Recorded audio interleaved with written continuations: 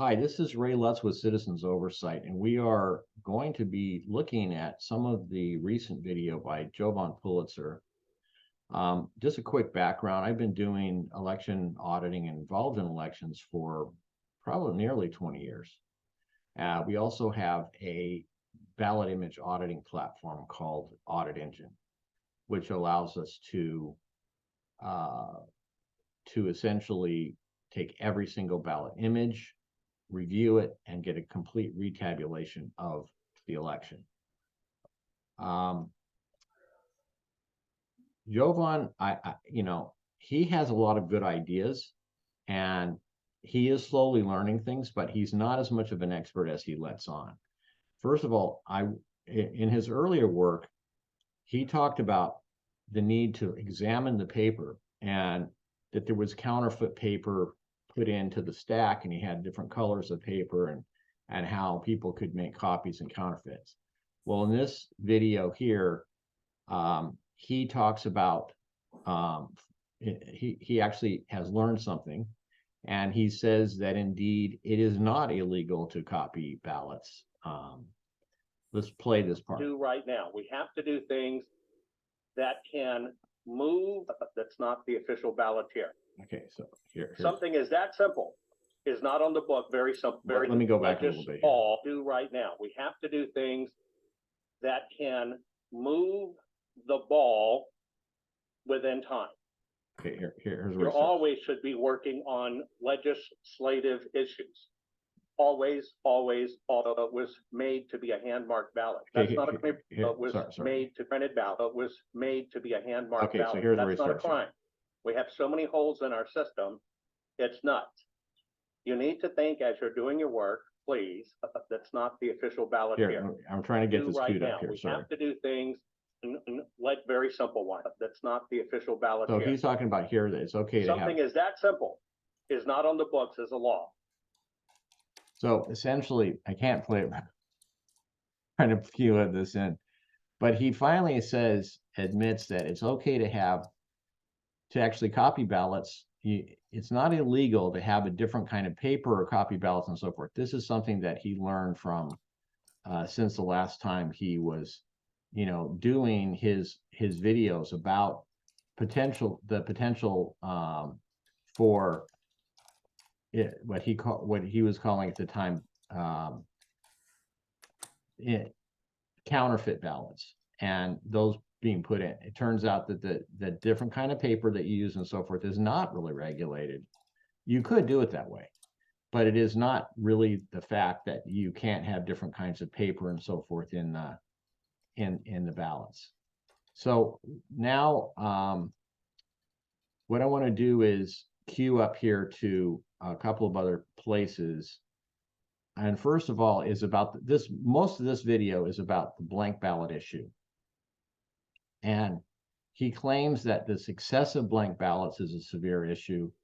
And this starts at about offset 16 here. And I'll just say here that the EL 45A is a standard report from ES&S. It is not all voting systems use this.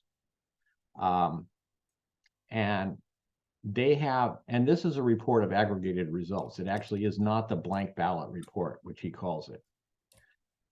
This is an aggregated results report, and it includes a line that says ballots cast blank. Now, this is not actually ballots cast, it's actually sheets cast. If you have a multiple sheet ballot, you will have potentially twice as many sheets cast as voters. And so in this report, it should actually say sheets cast, and sheets cast total and sheets cast blank. That's going to be different from the number of voters who voted, potentially in the number of sheets that were cast in blank. Because if you have that second sheet, then you would have many times the voters don't vote down ballot, and they're just going to put that second sheet in blank. Or it's not put in at all, or they're not voting down, and sometimes on BMD ballots, even though it's not a separated two sheets, but the hand mark has two sheets.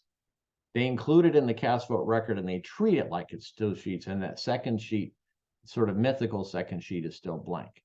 So and Ray, there's more option, just real quick, which is they can also have, and this has happened, I've seen this happen, that some areas have a two-sheet ballot, and because of different races or referenda, some parts of the same county will only have one sheet. So the second sheet is counted as a blank ballot in those areas that only have a one-sheet ballot. Does that make sense?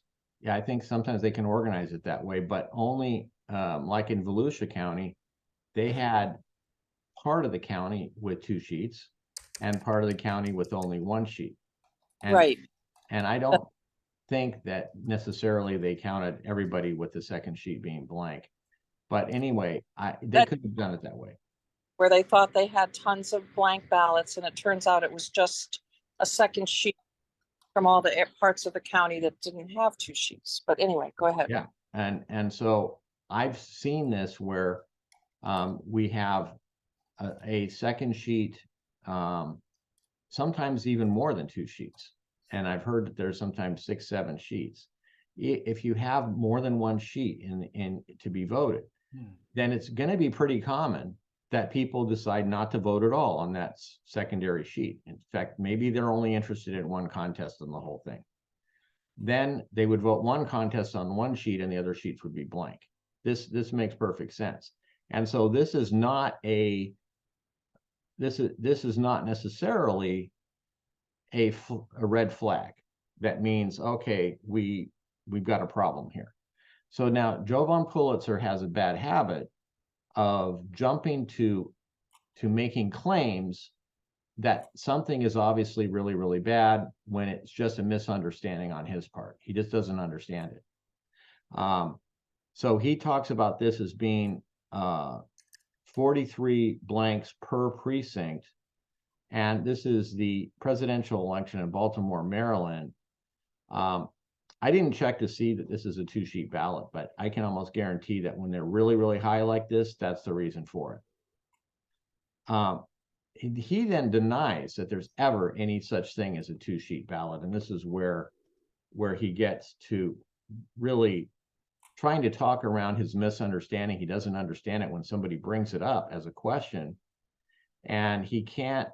And then he does a sort of normal thing that he does, which is to kind of try to explain it and obfuscate it well enough so no one can understand what he just said.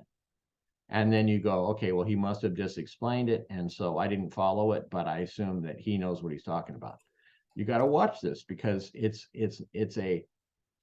he doesn't know about this. He's acting like he knows, and he's acting like there's only a continuous ballot and not a second sheet.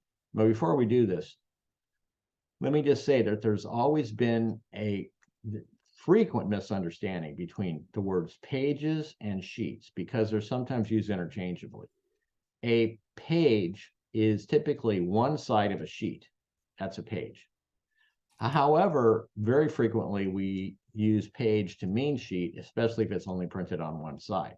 So if you say, hand me that page, you may be saying, hand me that sheet. We're not that critical with the words. When people say a 2-page ballot, that should be the front and back of one sheet. If they say a 2-sheet ballot, that should mean up to 4 pages. Okay, so this unfortunately, when they say ballots cast on this report right here, blank and total, that actually means sheets cast. And so they don't mean the whole ballot. They mean just that portion of the ballot. Now, these voting systems, and I can tell you, I know very much about this, they do not keep the sheets together. The sheets are processed separately. And even though you may have a multi-sheet ballot, when you put them into the scanner, each one is scanned individually, front and back at the same time. That may be kept in the same file. Not always, but usually is. But then if you feed the next sheet in, it does not keep that in the same file as those first two, even though the mechanism of when you're voting, it tries to keep track of that one voter and if they put those sheets in. Typically, they only keep track of the first sheet in the count, like how many ballots were cast. Sometimes this number here, the 241, is only the first sheet count. It doesn't include the second sheet at all. That may be how they're doing, because ES&S, if you go up to the machine and you say, how many ballots were cast, it gives you just the sheet 1 count. And it does not count, it does not increment that count on sheet 2 or sheet 3. It's hard to know how many sheet ballots were cast if you have a multi-sheet ballot, because you don't have to even submit sheet 1. You could submit just sheet 2. You throw off the whole system then, because how would you know if you only put, if a whole bunch of people just put sheet 2 in and a whole bunch of people put just sheet 1 in, then more people voted than you think, because you've got sheet 2s over here and sheet 1s over here by just counting the sheets. And so it gets pretty tricky to know how many were cast. So it isn't a real clear thing. I've seen it many different ways of the number of ballots cast, the number of, and they say registered voters here was nearly 400,000, and you have the total ballots cast 241. That could be just sheet 1. And the number of ballots blank, this could be any of the, if it's 2 sheets, this could be any of the 2 sheets. So these numbers, you cannot go by that they're completely sheets or not. But this, if it's sheets cast, it could be just sheet 1 if it's multiple sheets. So it's confusing to look at this report. Now, Jovan acts like he knows about this reporting. He acts like he has a whole committee of people that are looking at this, and they know it up and down. But he doesn't know it up and down. Otherwise, he would be telling you these things. Let's skip down to this really critical question toward the end here, where he gets a question about if there are multiple sheets or not. And I got the exact point here, which hopefully I will be able to index it in. Well, I tried there and it didn't. 21:33. That should be close enough. All right, play. Oops. Okay, so I got that screwed up. In fact, try that again. I must have gotten off and clicked too far off to the side. All right, there it is, right there. All right, now let's try playing. This issues and precincts, and I told them exactly how to track it down. Very simple. You don't have a 2-page ballot. You have a ballot. Let me tell you why you don't have a 2-page ballot. How many times you put that ballot into the scanner? 1. You do not have. Okay, now, right, that's wrong. Sometimes you have 2 sheets and you've got to put 2 sheets. So again, he's screwing up the idea of pages and sheets here. Sometimes you have a 2-sheet ballot, and then you would put in those 2 sheets one at a time. Have a 2-page ballot. You have a contiguous ballot. And that is why you don't have a front side and then it asks you to flip it and scan the second side.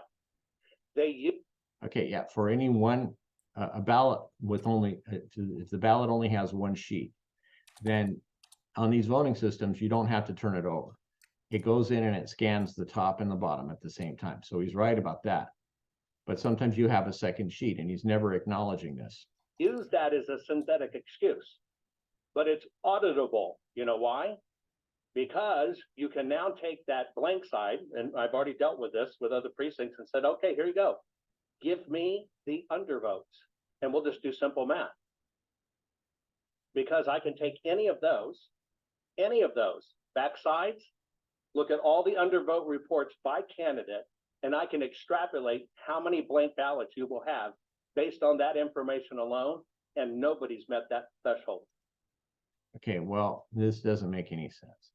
So in essence, you can have 2-sheet ballots. You can have multiple sheet ballots. If they're blank, then there will be undervotes for those contests for that sheet. Okay, so again, the cast vote record is broken up by sheet the same way that the ballots are. So you're going to have in your cast vote record a ballot number and all of the votes for that ballot number, but that ballot number is just one sheet. So we have a concept in our minds of a ballot as being one contiguous thing, and it's not. It gets broken up into sheets, and each sheet has a separate number. We talk about that as the ballot number, but actually it's just the sheet number. And even though that we say ballot number and we say ballot, that could be just one portion of the complete logical ballot. So I just wanted to point this out because I've been, when I first started doing election integrity, people asked me to do a few things. And one of them was to go to the precinct and copy down all of the, results from the precinct. It was a lot of work. I went to a number of precincts and did that. And then I turned it in and I said, I followed up later and I said, did you use the information? And they said, no, we don't really know how to use the information to diagnose anything. In the end, I figured this out. And so I was disappointed that they were asking people to do all this work and yet weren't able to do anything with the data. This is akin to what we're seeing, what happened in this last go round where Jovan, Pulitzer and others asked a lot of people to go out and get the cast vote records, bring them back and so forth. And then irritate the election officials, which he talks about in this video, that they went too far sometimes. And we're being rude to the election officials.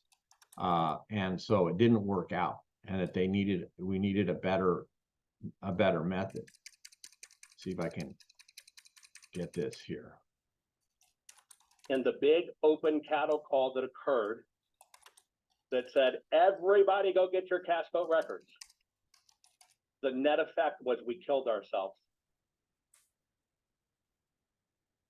And so I agree with him on this. There's been pushback because a lot of times people were rude. They were not, and they were accusing the election officials of doing things wrong just because they didn't have them right away, this type of thing.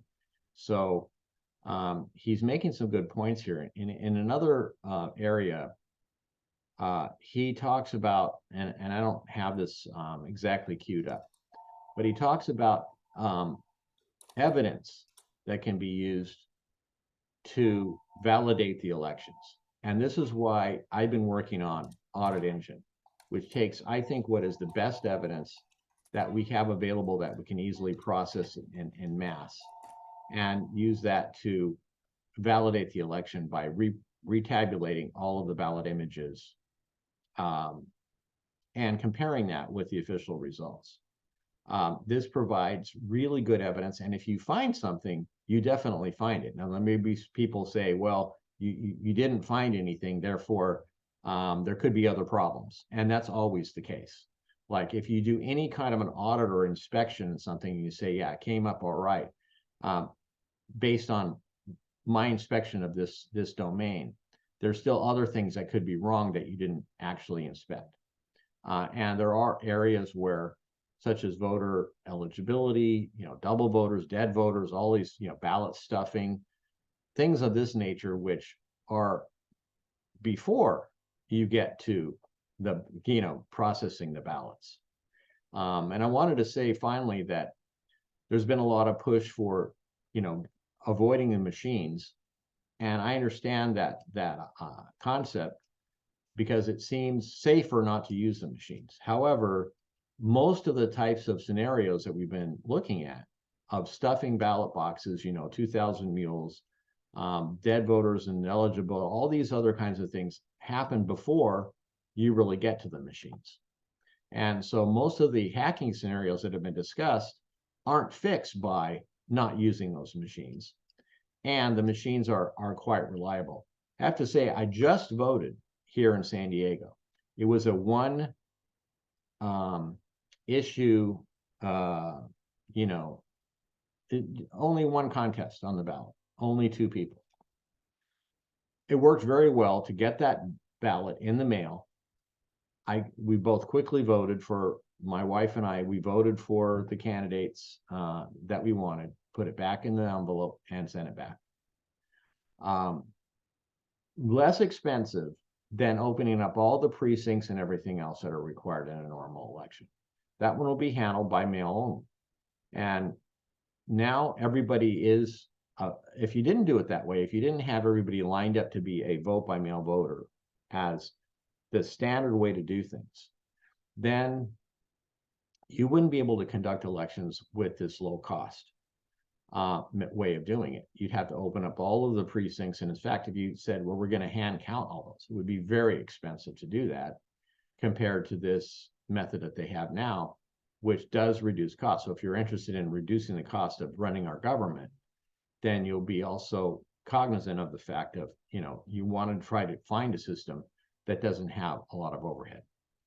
Okay, well, that kind of concludes. Was there any comments from the other experts on the panel here today about this?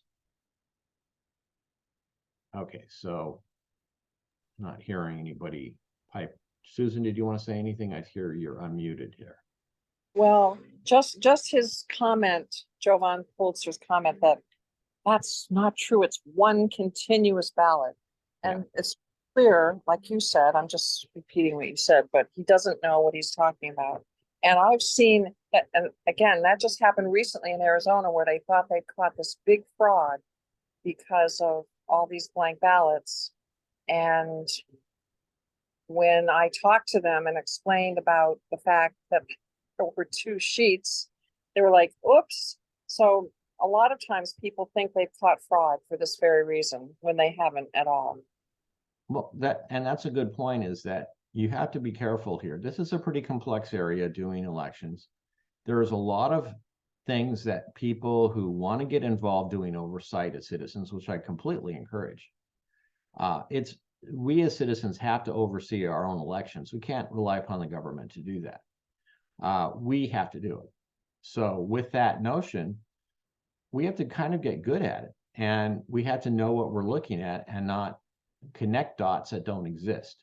And so, you know, I have a number of things that I wrote down that were kind of habits of people, which were avoid overgeneralizing. Like, don't say, well, this happened here, therefore it happens like that everywhere. And overreaching, you know, saying, obviously this is, and I think this goes by, you know, assume first that you don't understand it. Don't assume first that you do understand it and that you're right.